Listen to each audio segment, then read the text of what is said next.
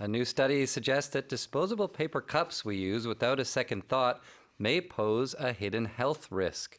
According to the analysis, when hot beverages are left in these cups for more than 15 minutes, they become a ticking time bomb and large amounts of microplastics are released. 무심코 사용하는 일회용 종이컵이 오히려 건강을 위협할 수 있다는 연구 결과가 나왔습니다. 뜨거운 음료를 15분 이상 담아둘 경우 미세 플라스틱이 대량으로 방출되는 것으로 분석됐습니다. So hot drinks in paper cups are a big no-no now. Yes, not as safe as we thought. This is actually a study from India, from the Indian Institute of Technology. They tested these disposable paper cups, which everyone uses very often, very regularly. You see them everywhere. So they poured very hot beverages, about 85 to 90 degrees, into the cups, let them sit for 15 minutes, and they got these quite shocking results. So per 100 milliliters, there was an average of 25,000 microplastic particles. So, and even smaller than that, there was over 10 billion nanoplastic particles. So what happens is the heat damages the cup's inner polyethylene coating. You think it's a paper cup, but it's actually coated with plastic inside to prevent leaks. And so when the plastic is exposed to high temperatures, the plastic coating breaks down and you get microplastics and then you drink it. Straight into your stomach. Yeah, exactly. 네, 인도 IIT 공과대 연구 결과입니다.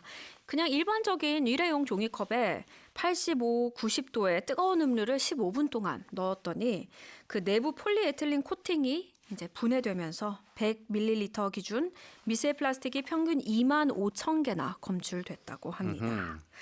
What does this mean for our health? It's not good because the particles are extremely small, so they can be absorbed easily into the body.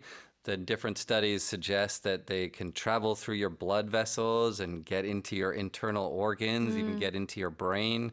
So long-term exposure could potentially have lots of different effects, your immune system, on your hormonal system. So, of course, better than plastic or better than paper that is also just plastic, stainless steel, glass or ceramic cups. Okay, some alternatives there. And if you are in a situation where you are drinking something out of a paper cup, then possibly getting cold beverages would be the smarter choice. Yeah, or drink it fast. Yes, so it doesn't break down and go into your body. Right. Okay, so we use plastic cups without a second thought. Paper cups, rather. Right. When you have second thoughts, it means that you are thinking again about something. You're changing your opinion about something. But without a second thought means you don't even think about it. You don't even consider it. You just do it. 그러니까 without a second thought 이러면 한 번은 생각할 것 같은 표현이잖아요. 그런데 그냥 아무 생각이 없다라는 뜻입니다. Right. 무심코, without a second thought. She accepted the offer without a second thought. 그녀는 망설임 없이 그 제안을 받아들였다. He helped her without a second thought. 그는 아무 망설임 없이 그녀를 도왔다. What a nice guy. What a nice guy. Bet she was pretty. Pose, what does that mean? P-O-S-E. Pose a danger or pose a problem means to cause a danger or a problem. You present, or you could also say you constitute a problem. Pose a risk, 위험을 초래하다. Pose a threat, 위협이 되다. Pose a question, 문제를 제기하다. And so on. Right. And a ticking time bomb. So the ticking here is tick-tock, tick-tock, which is the sound of a clock. So it's a metaphor for something that is very likely to cause serious harm in the future. So the bomb is ticking, it's going to explode eventually, and that's not good. Right. Ticking time bomb, 시한 폭탄입니다. 이 틱톡, 틱톡 이게 시침이 움직이는 소리잖아요. So ticking time bomb 이제 곧 큰 문제가 될 상황입니다. Rising debt is a ticking time bomb for the economy. 급증하는 부채는 경제의 시한 폭탄이다. Kim Dong-gyomnim says, you know, 따뜻한 ice Americano is actually possible. You just add some ice cubes into a cup of hot Americano. 제가 요즘 제일 많이 사용하는 소셜 미디어 스레땡 거기에 이 얘기 많이 하시더라고요. Really? So they don't like the drinks to be piping hot. Yeah. So they say, can I have a hot Americano, but can you please add 1 or 2 ice cubes to the drink? You know, that's actually exactly right. I do that too. You do. Because it's way too hot to drink right away. Immediately, and you yeah. need that coffee immediately. So if you put just 1 ice cube in, then it cools it down just enough to get you to the exact right temperature. Right, It 'cause doesn't make it cold. Because you want the caffeine hit right now. Exactly. You don't want to have to wait for it. And you don't want to burn your mouth. Yeah. Here's the article again. A new study suggests that disposable paper cups we use without a second thought may pose a hidden health risk. According to the analysis, when hot beverages are left in these cups for more than 15 minutes, they become a ticking time bomb and large amounts of microplastics are released. Okay, on to news about Baek Nam-jun. Right. Always love to hear about Mr. Beck.